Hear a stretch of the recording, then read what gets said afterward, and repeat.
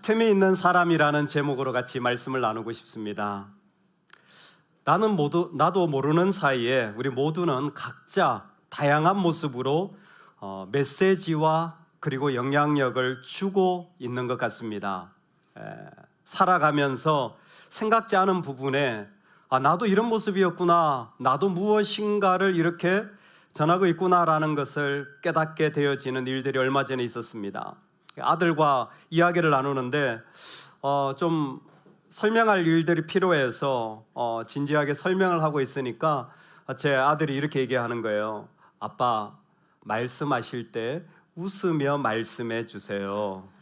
그래서 왜 그러니? 아빠가 잘 하고 있는 것 같은데 그랬더니 아빠가 안 웃고 얘기하면 it's dangerous 위험하대요. 그리고는 스스로 시범을 보여주는데 얘기할 때 이렇게 하랍니다. 두 손을 입꼬리에다 대고 꼭 이렇게 얘기를 하라는 거예요. 같이 한번 해보실까요? 자, 이렇게 얘기합시다. 아유 예뻐라, 감사합니다. 그 뒤로 많은 시간이 지나면서 문득 웃지 않고 말하고 있구나라는 것이 느껴지는 동시에 50대 남자가 웃지 않고 말할 때 이거 되게 무겁게 느껴질 수 있다라는 사실을 더 지각하게 되었습니다.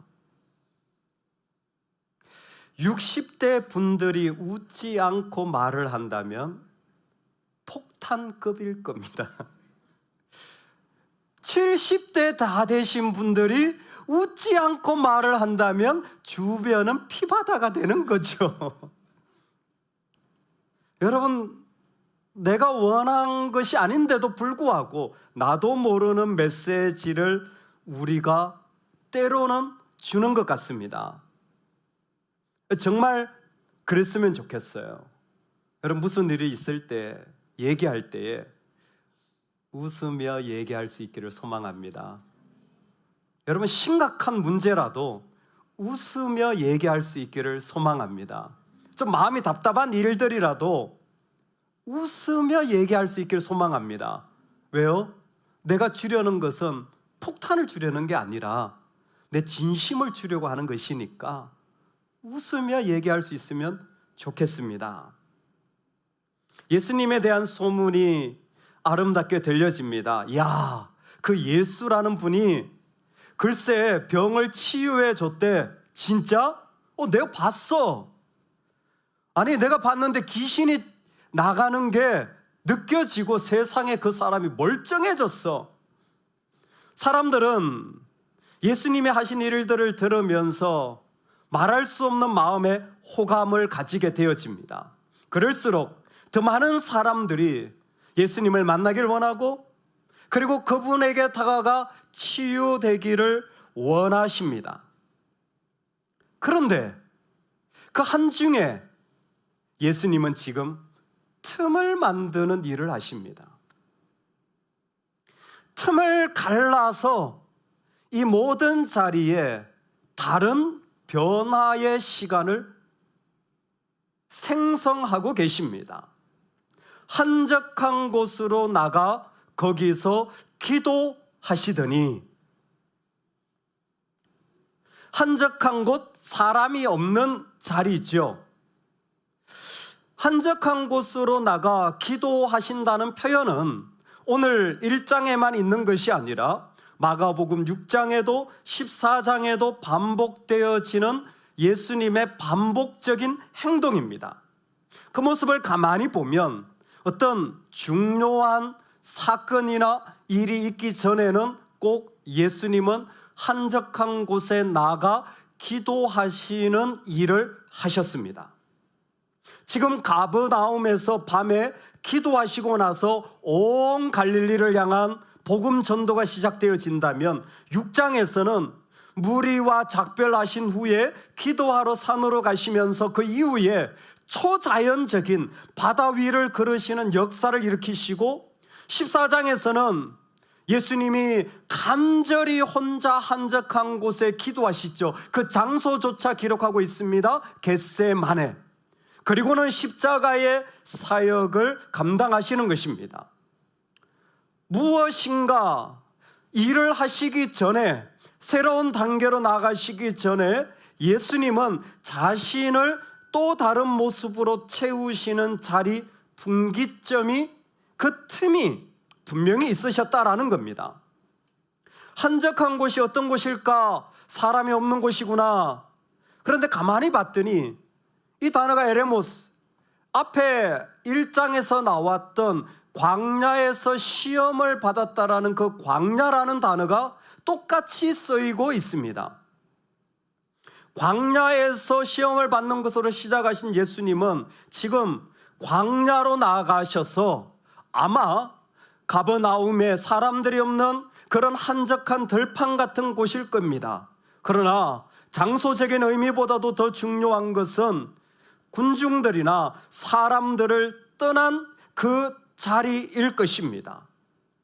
어떤 삶의 순간에 내가 살아가고 있는 일들 속에서 틈을 만들어서 그 자리에 거하시게 되는 예수님의 모습입니다.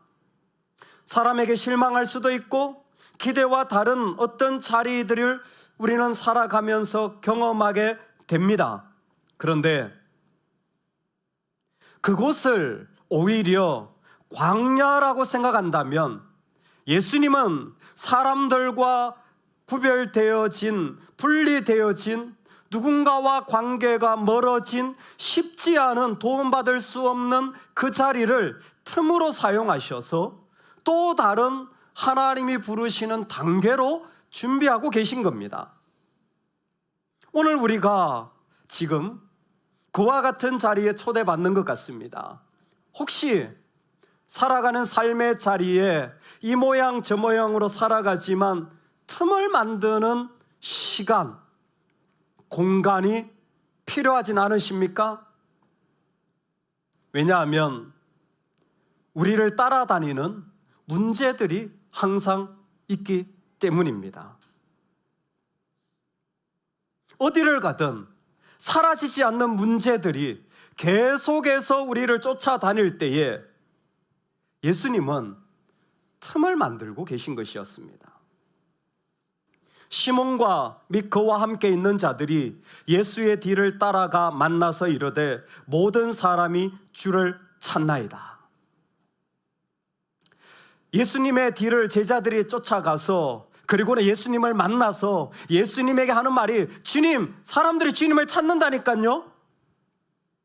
이때에 제자들이 당연히 예수님을 따라가는 것 같지만 이 모습에 숨겨진 모습은 무엇이냐면 결코 예수님을 따라갈 때의 마음 상태가 좋은 마음은 아닙니다. 사실은 약간 좀 좋지 않은 마음입니다.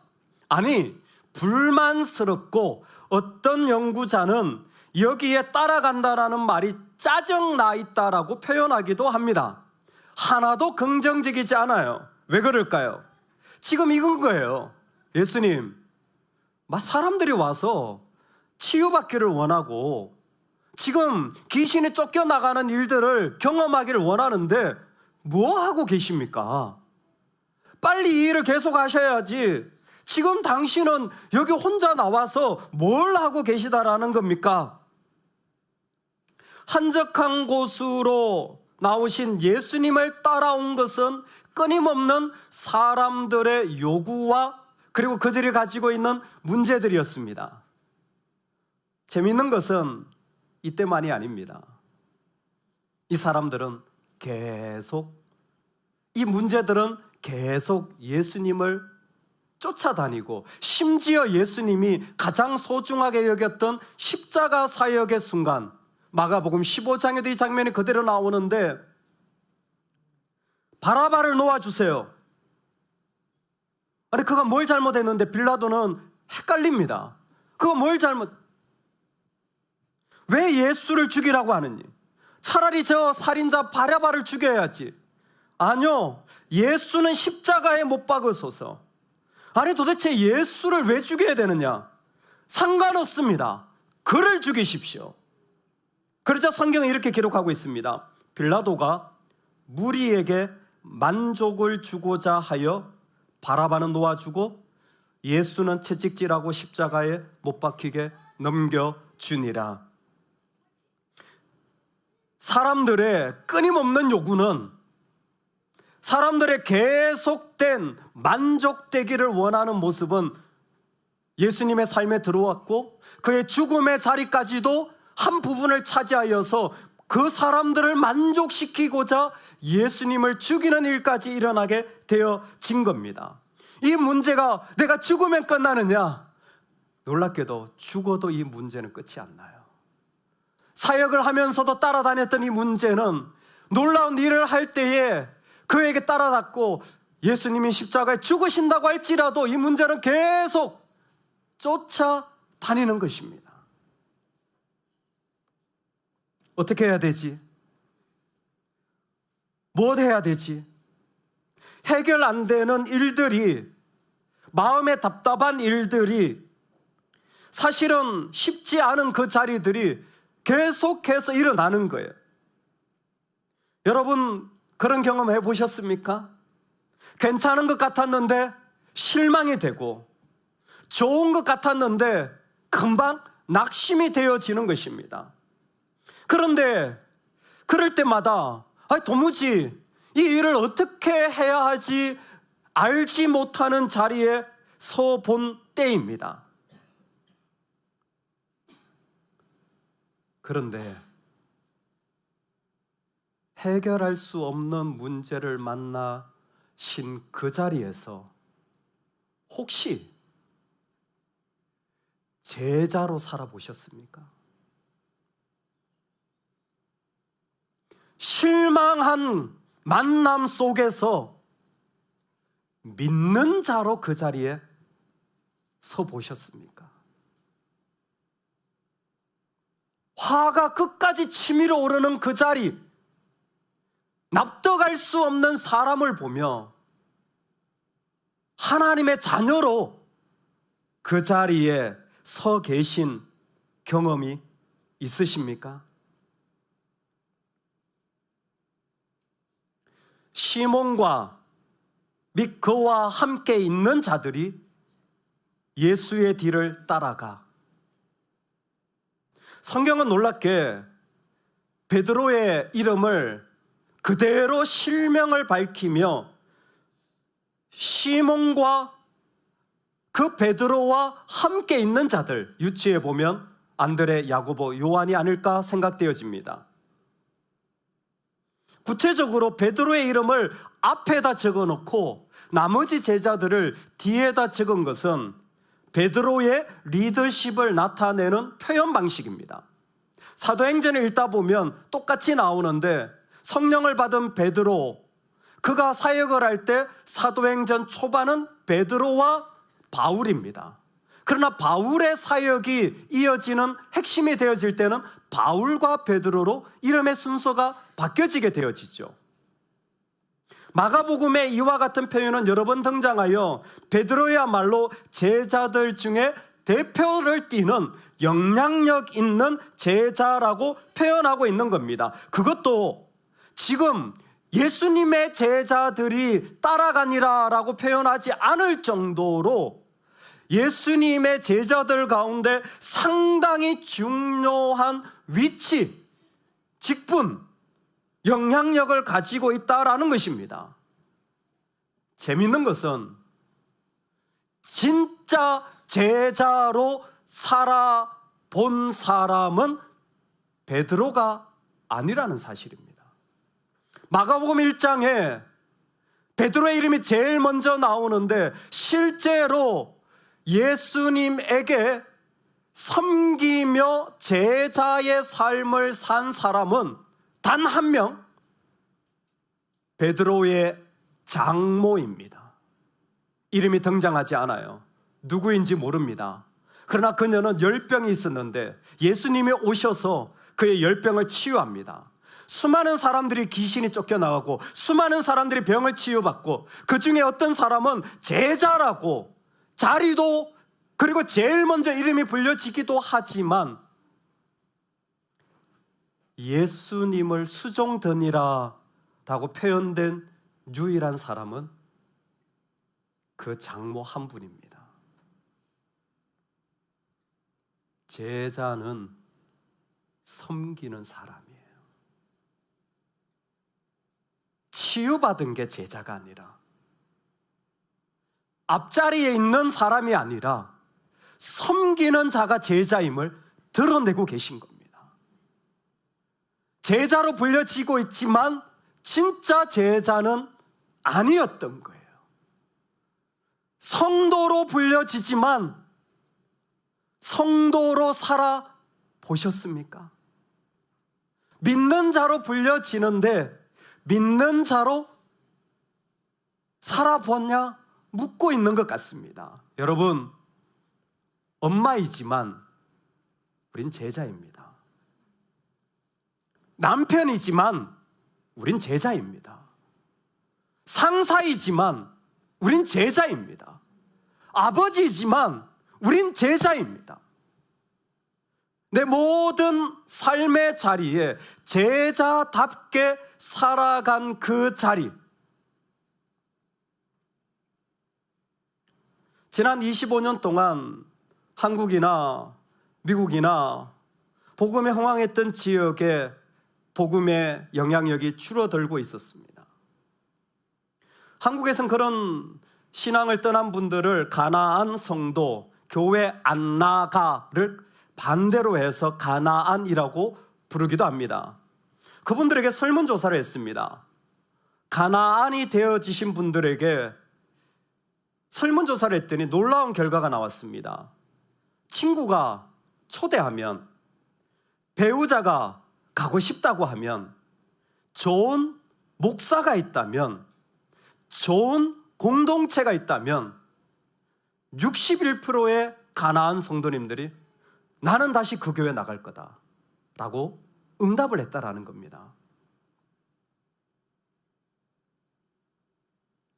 진짜 제자가 보고 싶다라는 거예요. 진짜 제자가 그립다라는 겁니다. 나사렛 예수여, 우리가 당신과 무슨 상관이 있나이까? 우리를 멸하러 왔나이까? 나는 당신이 누구인지를 아노니 하나님의 거룩한 자니이다. 이 고백은 성도나 제자의 고백이 아닙니다. 쫓겨나간 귀신이 한 고백이에요. 귀신은 예수님에 쫓겨나가면서도 예수님이 누구신 줄 알았는데, 사람들은 예수님이 그저 나를 병 고쳐주는 분, 메시아 정도로만 생각을 했어요. 그러나 이 귀신을 통하여 마가복음 전체에 울려 펴지는 예수님의 중요한 고백이 선언되는데, The Son of God, 하나님의 아들이시니이다. The Holy One of God, 하나님의 거룩한 자니이다. 여러분, 예수님이 이 틈이 지금 그 가운데 세우시는 이유가 무엇이냐면, 사람들한테 박수받고 그들에게 그들의 요구를 들어주고 문제를 해결하는 것이 아니라, 예수님은 이 땅에 하나님의 나라를 일으키는 하나님의 아들이시라는 겁니다. 아버지의 것을 이 땅에 이루시는 분으로 이곳에 오셨다라는 겁니다. 그 예수님이 오늘 우리에게 초청하시는 말씀이 이거예요. 가자, 나의 자녀들아, 가자, 함께 가자. 할렐루야. 거기서 나와서 나와 같이 가자. 이러시되 우리가 다른 가까운 마을들로 가자. 거기서도 전도하리니 내가 이를 위하여 왔노라.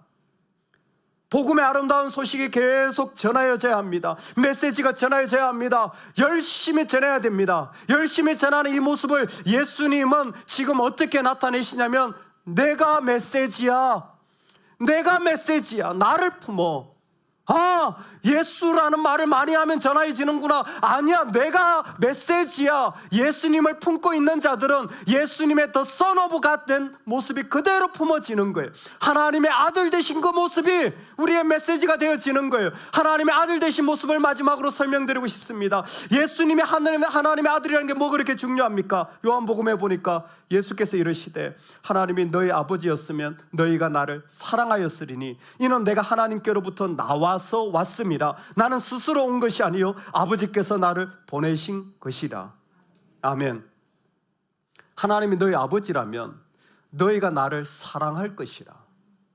즉 진짜 하나님을 안다면 그 예수님을 사랑하는 것이 제자라는 거죠. 여러분, 사랑이 뭡니까? 어떻게 예수님을 사랑합니까? 신명기 6장 5절에 있잖아요. 마음과 힘과 뜻을 다하여 사랑하는 거예요. 신뢰와 순종입니다. 예수님이 하나님의 아들이라는 것은 병 고쳤지 내 이런 능력이 있어가 아니라 나는 아버지를 신뢰하고 나는 아버지를 순종함으로 메시지가 된 거야. 그 열매가 십자가예요. 나는 아버지를 신뢰하고 아버지를 순종함으로 메시지가 되어진 거예요. 능력이 많아지거나 문제가 해결되어서가 아니에요. 예수님의 메시지는 아버지를 향한 신뢰와 순종을 그 안에 품었던 것입니다. 오늘 우리가 이 땅에 살아갈 때에 같은 일들이 일어나요. 실망스러워요. 여전히 주님을 신뢰하실 수 있으시겠습니까? 낙심이 돼요. 여전히 순종하실 수 있으시겠습니까? 배신당했어요. 그럼에도 불구하고 내 안에 버릴 수 없는 것은 나는 신뢰하고 나는 순종합니다. 얼마 전 제가 핸드폰을 잃어버린 채로 컨퍼런스 갔다가 돌아와서 핸드폰 보험으로 핸드폰을 다시 얻게 되어졌습니다. 삼성은 좋은 회사입니다. 아이폰은 회개할지어다. 근데 제가 가지고 있는 계정에서 연락처라든지 여러 가지 자료를 업데이트를 했는데 신경을 안 써서 그런지 한 절반 이상의 연락처가 사라졌어요. 전화가 올 때마다 사실 이게 스팸 전화인지 성도님이신지 지인이신지 이름이 없으니까 구별이 안 되는 상황이 사실 지금도 조금 남아 있습니다. 그러다가 제가 전화를 하는데 단축 다이얼을 저는 사용하는 편입니다. 아시죠? 이게 1번을 꾹 누르면 그냥 바로 전화가 이렇게 가는 게 삼성에 있잖아요. 삼성은 좋은 회사입니다.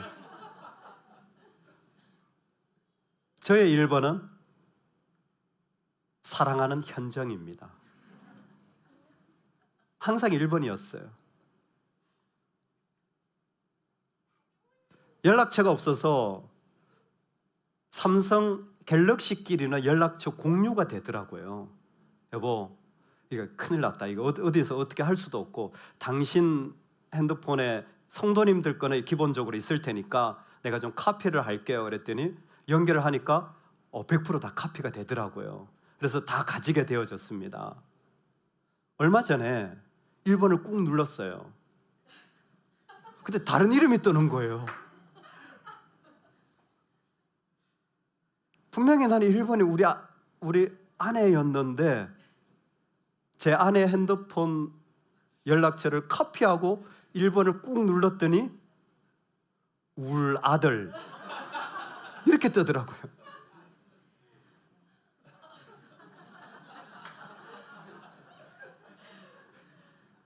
이 배신감. 저에게 1번은 당신인데 당신에게 1번은 다른 남자군요.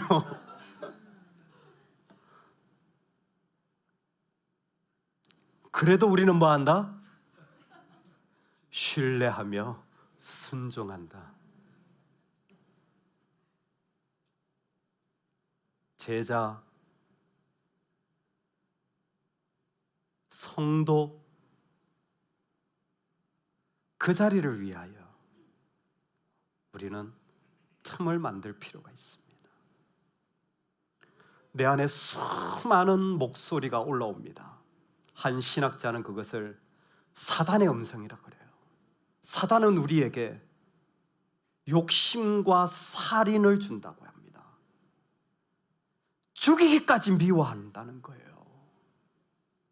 그 마음이 사라지지 않는다는 거예요. 여러분, 그거 사단이 준 목소리예요. 그거 사단이 준 겁니다. 근데 우리 거기에 매여 있어요. 거기에서 제자로 살아가도록 우리 자신의 틈이 만들어지는 삶의 자리가 있기를 소망합니다.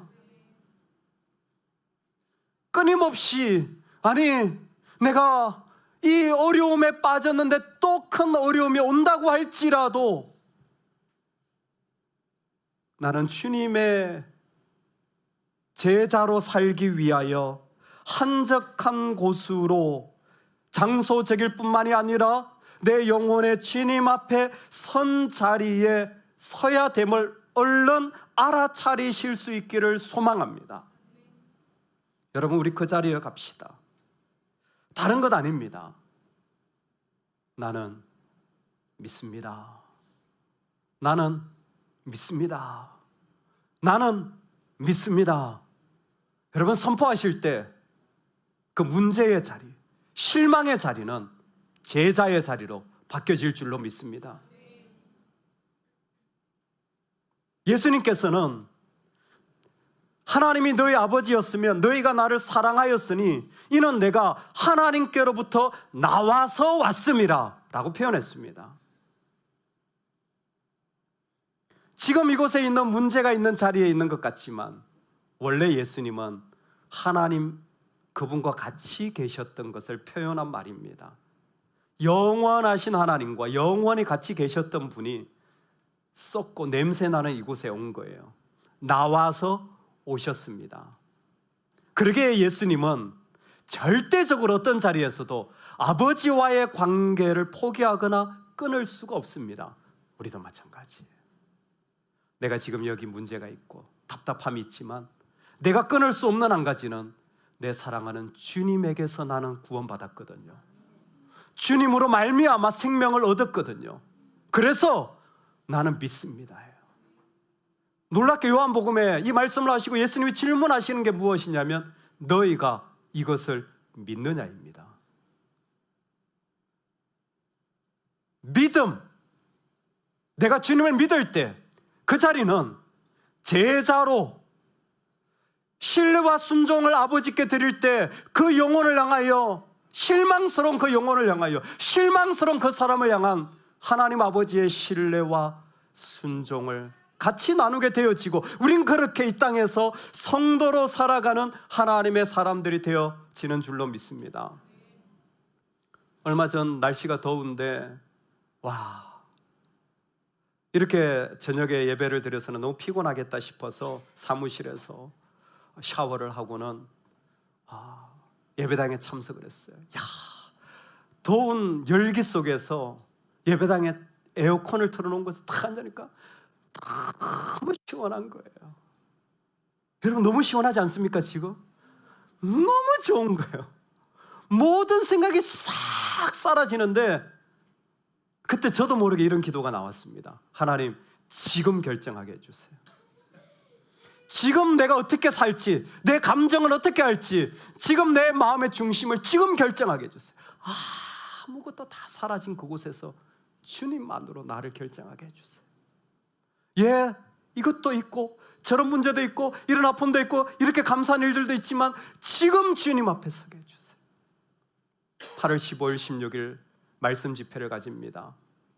여러분, 사모하시면서 기다리며 우리 한 시즌에 틈이 만들어지는 시간이 되면 좋겠어요. 하나님, 내가 제자로 살아가도록 이 시간을 사용해 주세요. 하나님, 나를 불러주세요.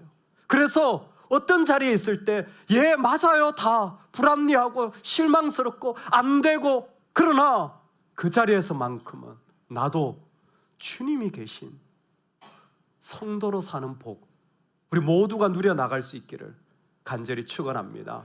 아멘.